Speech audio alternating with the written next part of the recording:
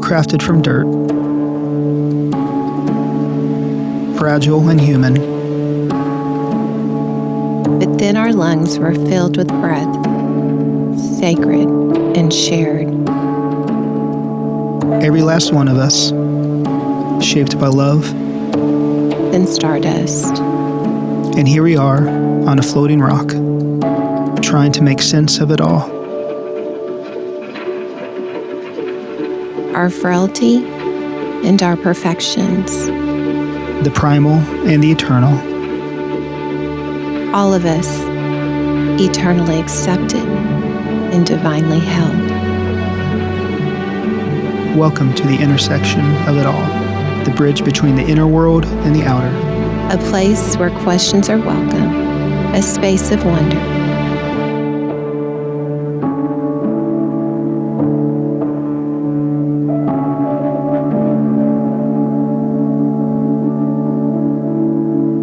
Well, welcome to our first podcast.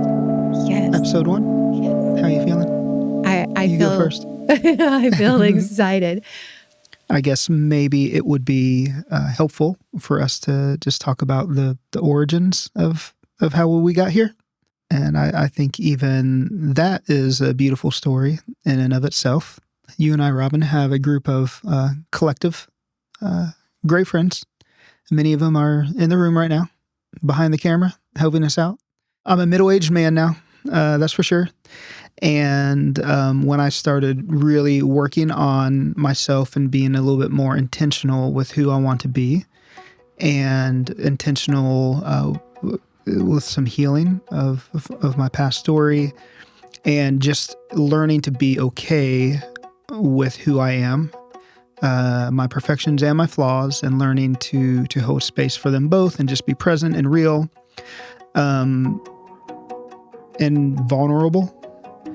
It seems like God automatically served up a group of friends for me in that same space. And I was like, here's some people working on themselves as well and being okay with who they are.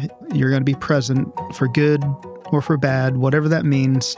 Here's a group of friends that have that exact same mindset. Just friends I can be myself around. I can arrive only as Jeremiah. I don't need to arrive as anyone other than just my raw and vulnerable self. And I was introduced to people who arrive as their real and vulnerable self. And eventually that group of friends led us together. I love how we have our long-term friends, and then these relationships come into your life at the right time to kind of carry us on to the next stage of our life. With me being an empty nester right now, there's so much that I've learned from being a mom of 3 children. And I feel I'm really at a vulnerable stage. And my husband and I have just embraced this time to try some new things and have fun and be with people like you that are where we are in life, like value the things that we value in life. These friends that you're talking about, they call me Aunt Robin, and I love it. It's so endearing. But I met them through a different project that actually traveled through 3 different relationships. So it was by happenstance that we ended up coming together. And then we found out that our conversations were so enjoyable, very strong in exploring our faith. And so it's just groups of people that I feel I can come to with open arms, nothing to prove, and just willing to discuss topics and conversations without offense, argument, high opinions.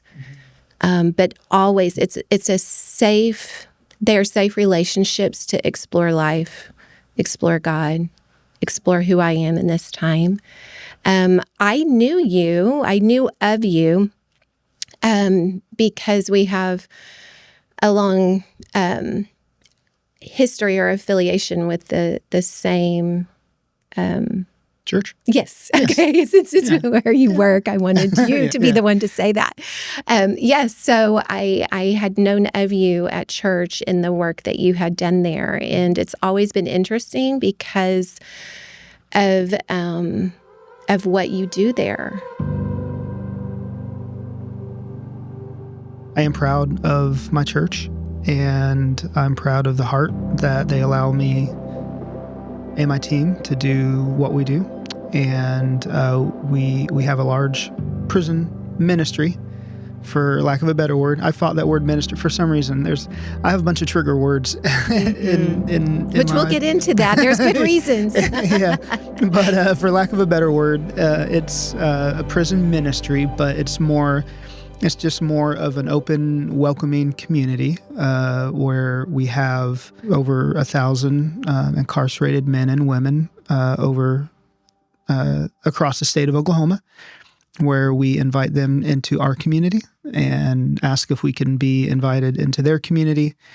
And it's definitely been one of the more fulfilling projects that I've ever been associated with.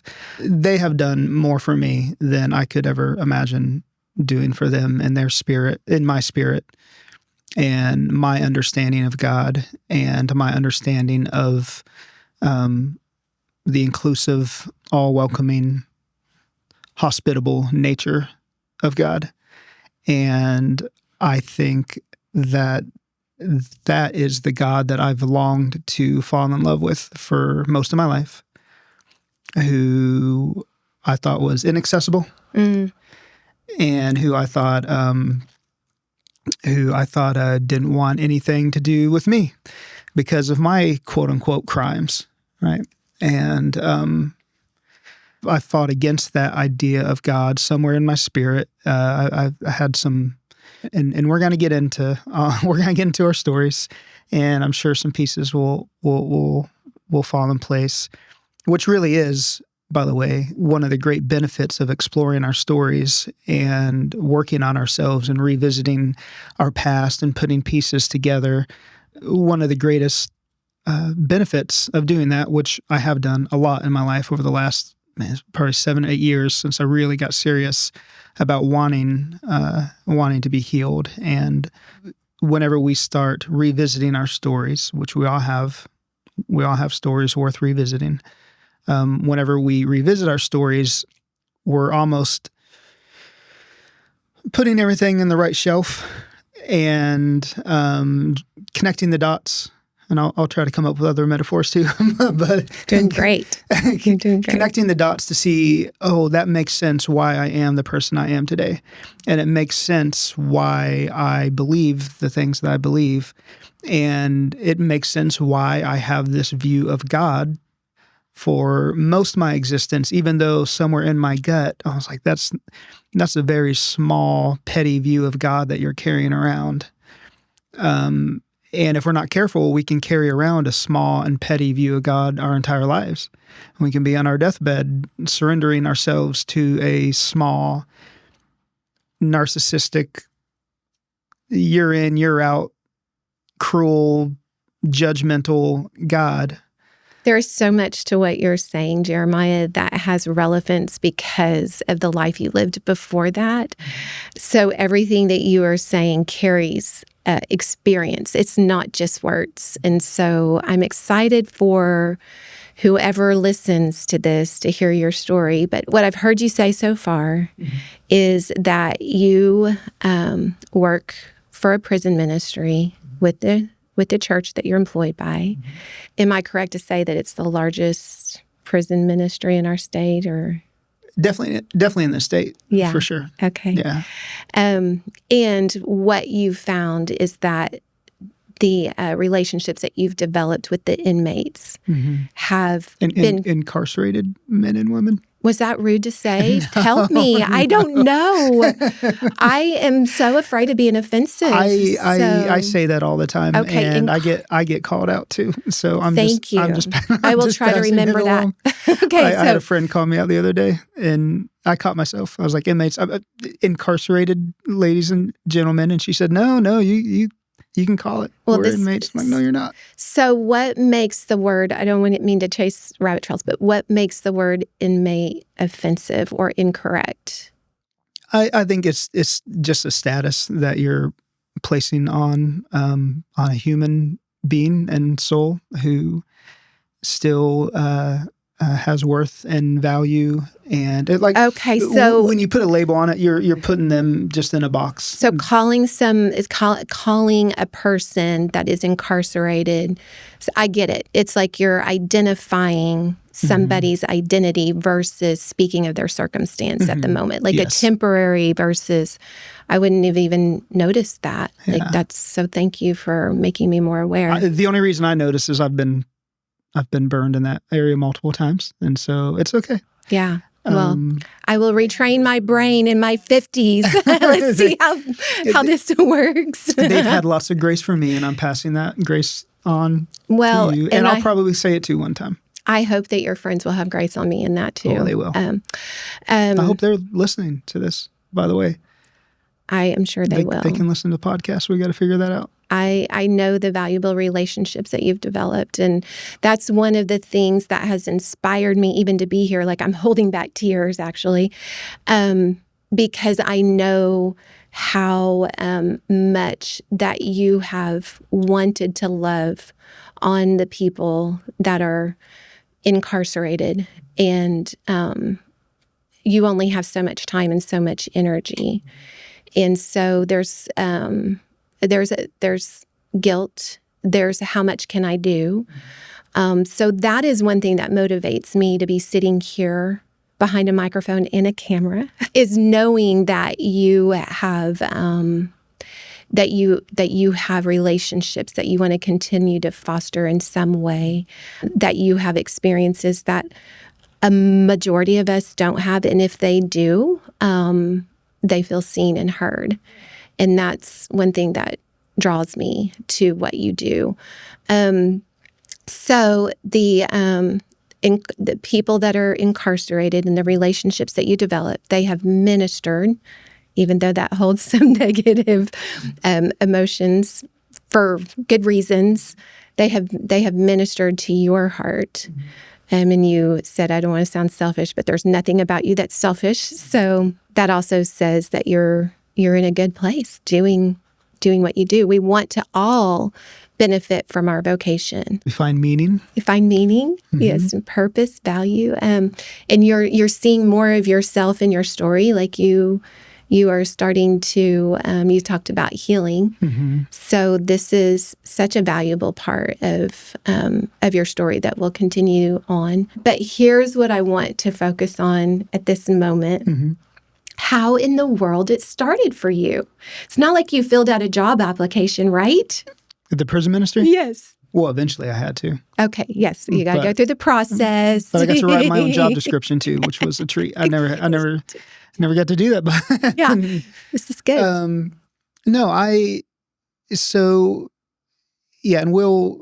we'll get into my story. Probably spend couple podcasts getting into my story. And then, of course, we're going to hear your story as well.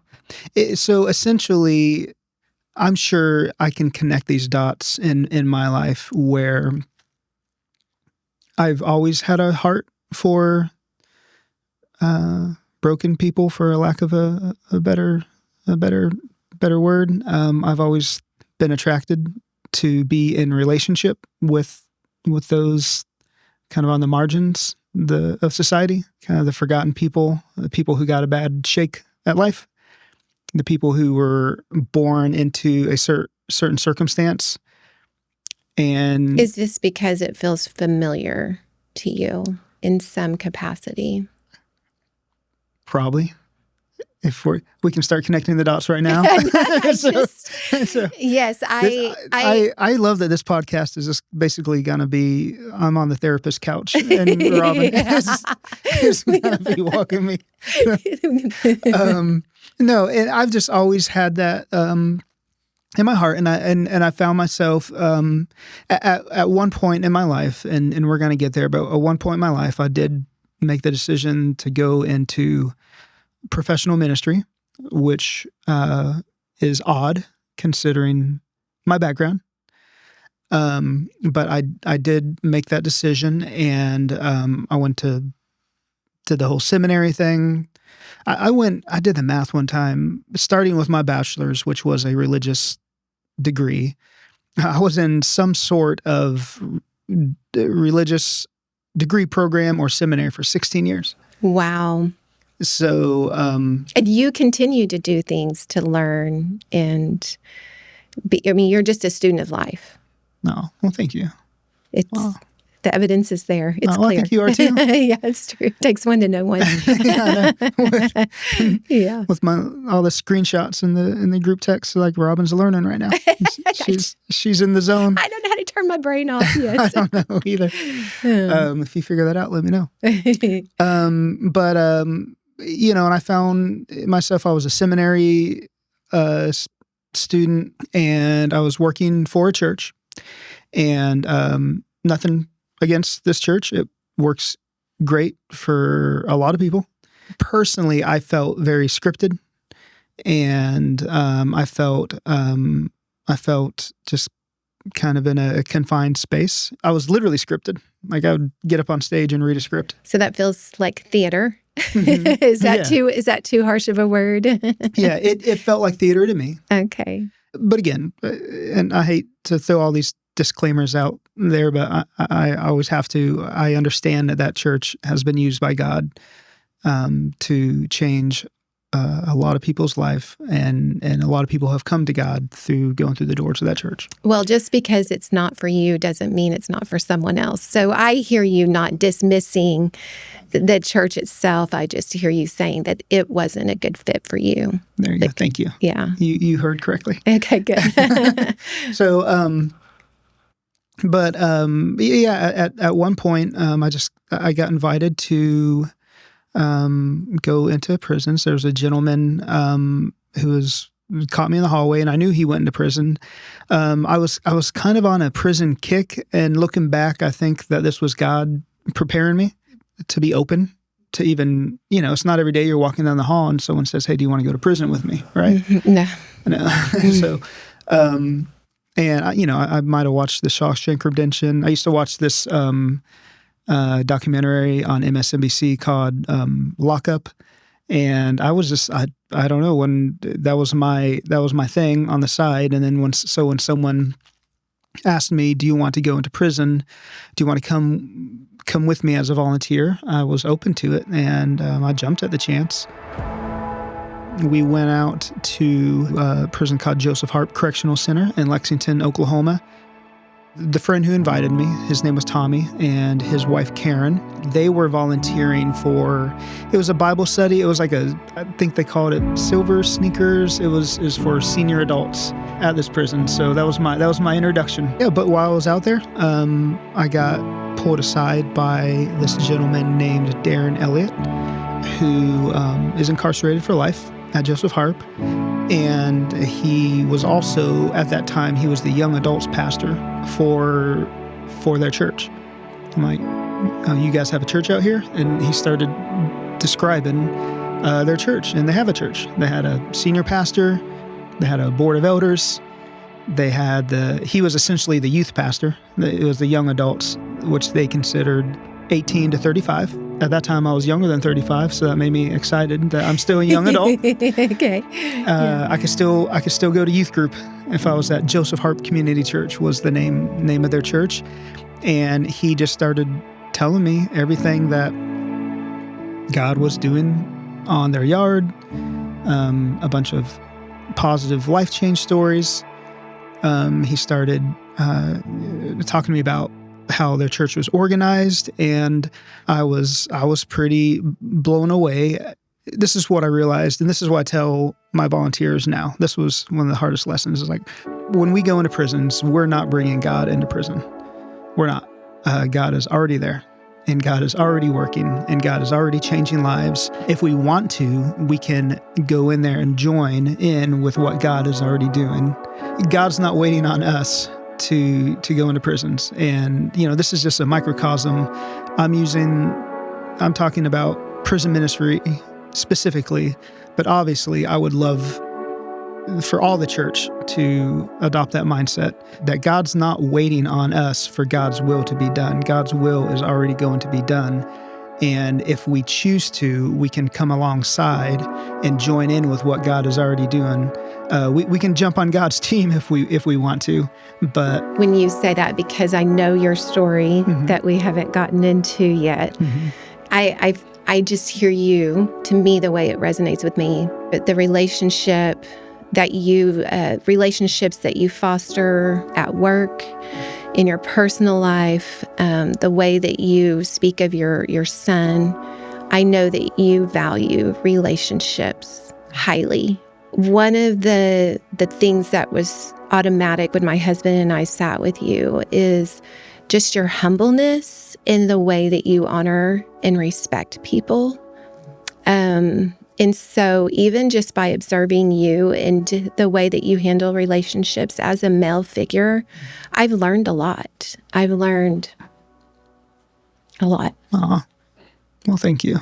So, even being with you, sitting there with my husband, sitting there with my boys, your son, this team, right now, the irony is that I have always been scared to death of men. Scared to death.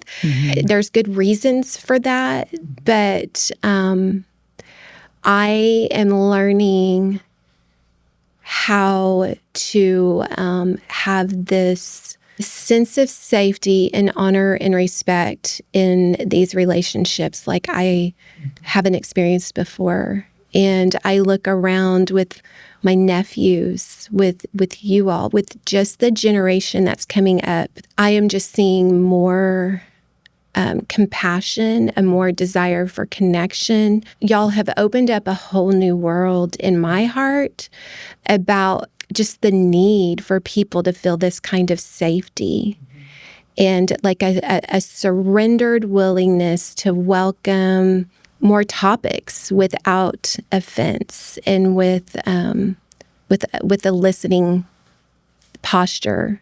You are impeccable at listening to people. It's more than what you hear with your ears. Like you take on a message with your heart, mind, and soul. I've been gifted, and I just want you to know that. And so elaborating a little bit, like as you had talked about kind of the scandal that you have with pastoring, with the word pastor, the subtle apprehension I have with around male figures has everything to do with my first memory, which we will go into as I tell my story.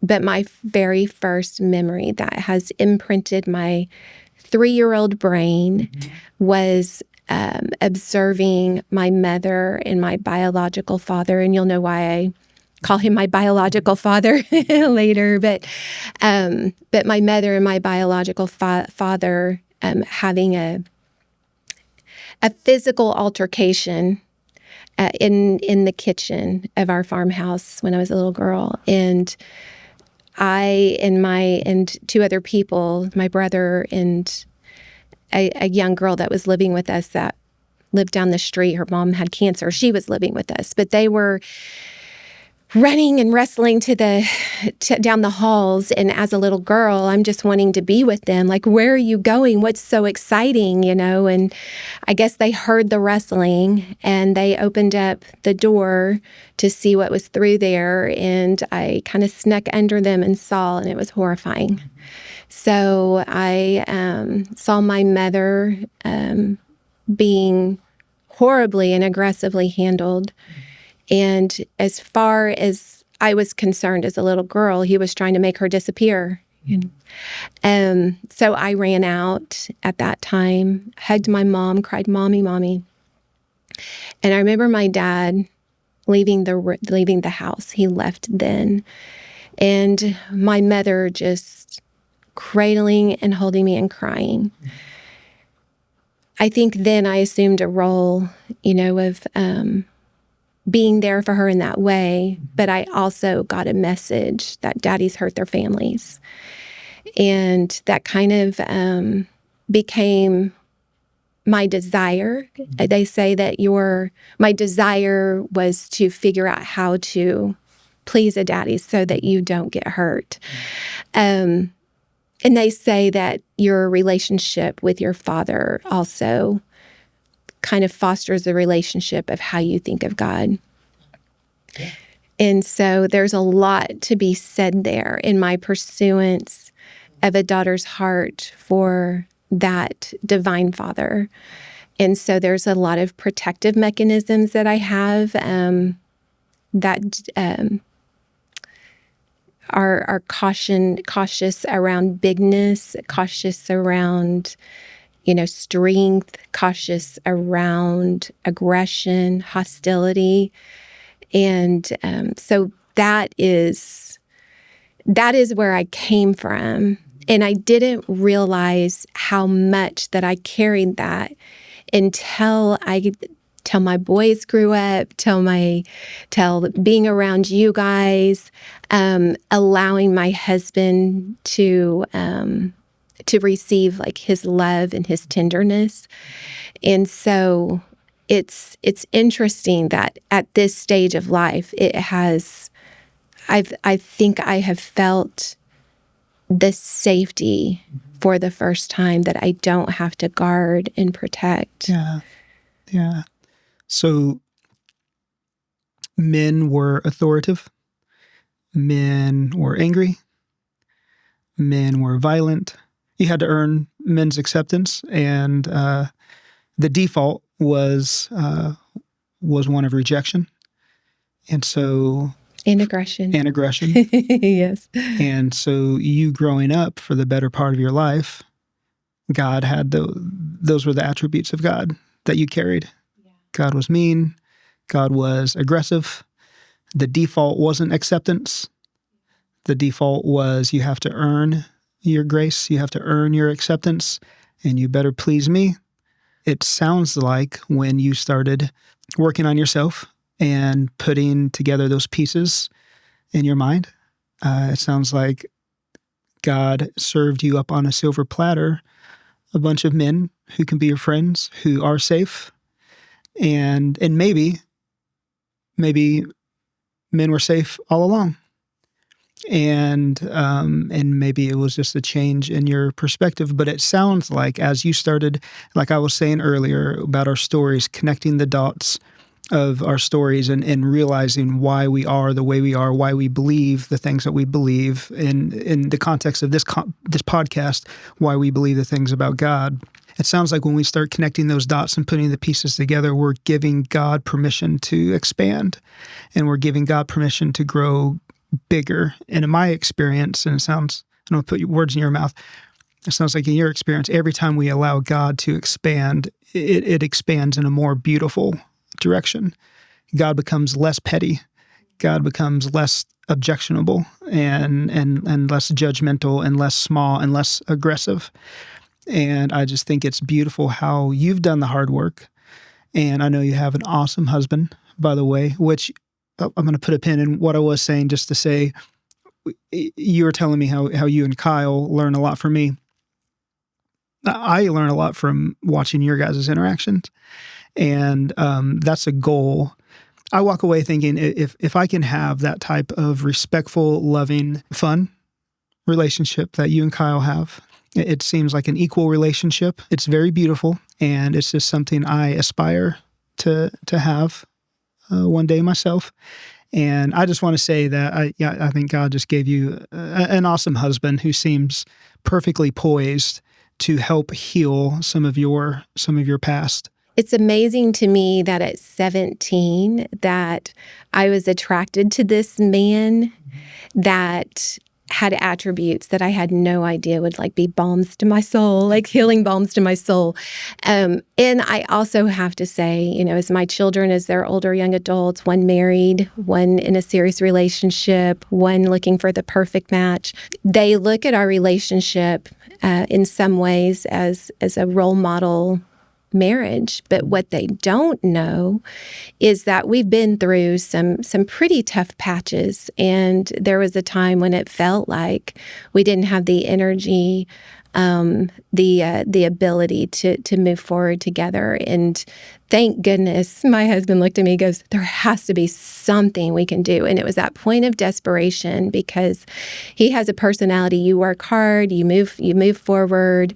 There's things to do, there's progression to make, there's money to make, he has such a desire to make this world a better place, that to slow down and address any kind of issue that concerns him feels selfish. Mm-hmm. But until our marriage was hurting, that we were losing that connection, I laugh to avoid tears, that we were losing that connection, did he become desperate and say, what can we do? And we did. We went to a marriage intensive.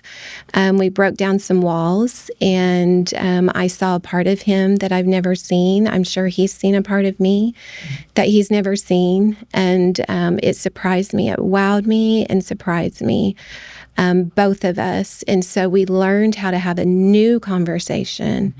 We've been conversing our whole life, but it feels like, but since 17.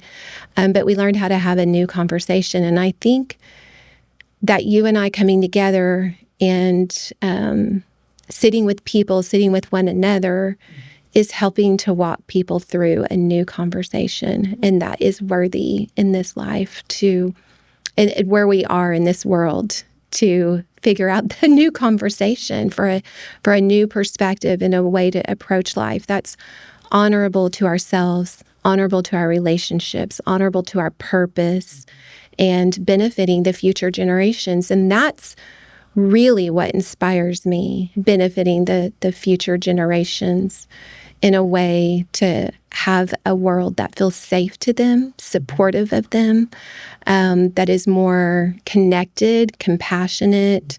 That, to me, is the whole purpose. The whole purpose is to heal. When my oldest, I have twins, when they were 10, I then realized my maturity level was that of a 10-year-old, because they were now testing my boundaries, and it pushed me to limits. I had asked my husband at that time if we could go to counseling. Now they're 24, so that was 14 years ago. And I said, I just feel like I have broken DNA. I had come from my biological father having a mental illness. We'll go more into that, addiction. I thought this would be a mental illness that I was going to pass on in some way.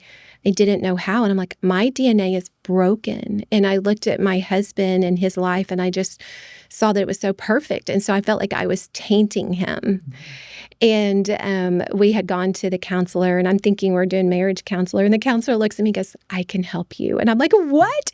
We're supposed to do this together. But he had taught me so many things in that time about who I was, and helping me to see the truth of me, and getting some clarity of the family situation, what I grew up in. And I just tend to minimize it.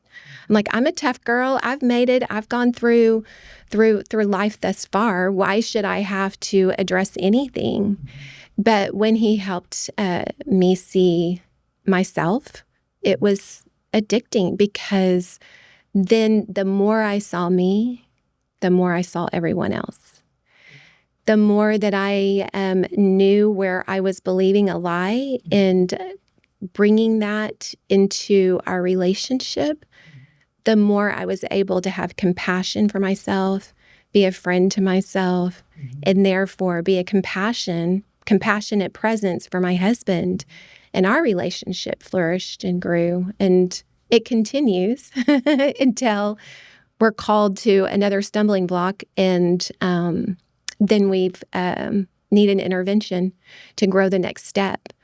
And those interventions are not easy. You don't usually want to do it because it's disruptive to life. It's costly in finances. It's costly in your time, your emotional energy. It's like you feel like you have to pause life. It just like we did when we did our marriage intensive. It was a big decision to do that.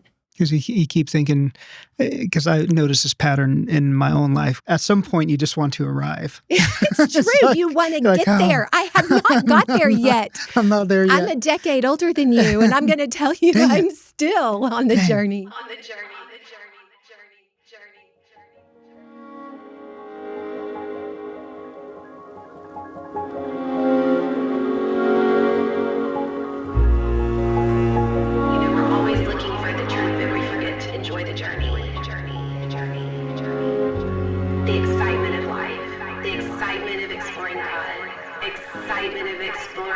Ourselves in God, in God, in God.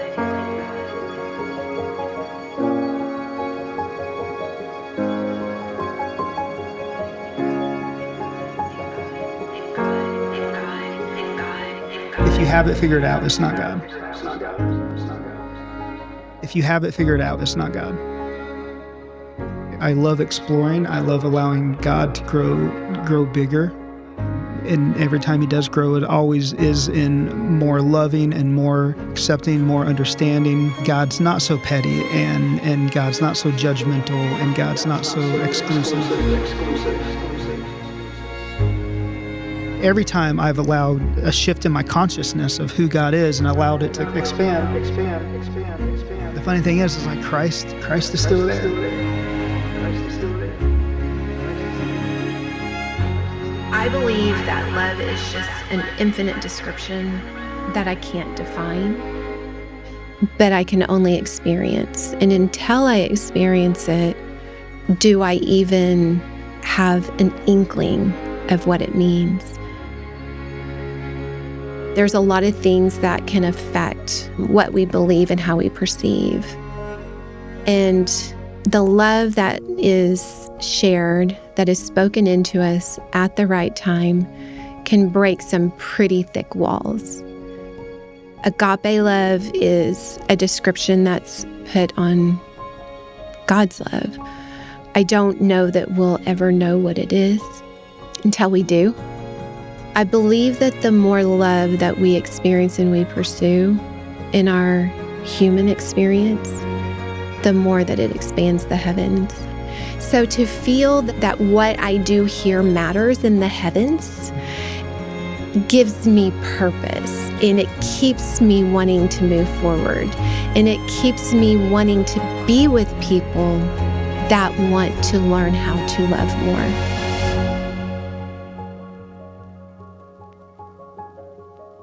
It's okay to arrive just as who you are in this moment.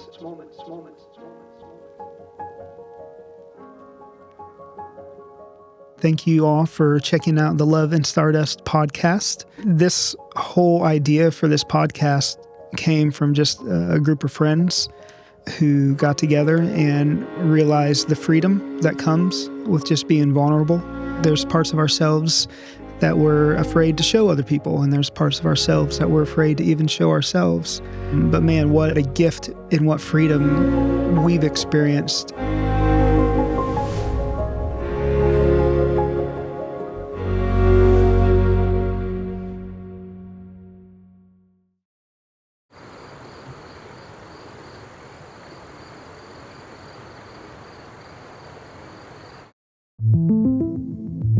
We're all products of our story, and we're all products of our past experiences. I did 8 years in the Marine Corps infantry. Once a Marine, always a Marine. I'm a professor. I've written before. I'm the director of a prison ministry. I'm excited for whoever listens to this to hear your stories because of the life you lived before that. You have experienced something that very few of us can relate to, something so painful. If you go back to my story, you'll learn that my introduction to God was via a petty, narcissistic person. My mom had caught wind that there was a new church plant in Nashua, New Hampshire. She moved us from Oklahoma. It was like a slow transition from this Bible-believing church into where it eventually led.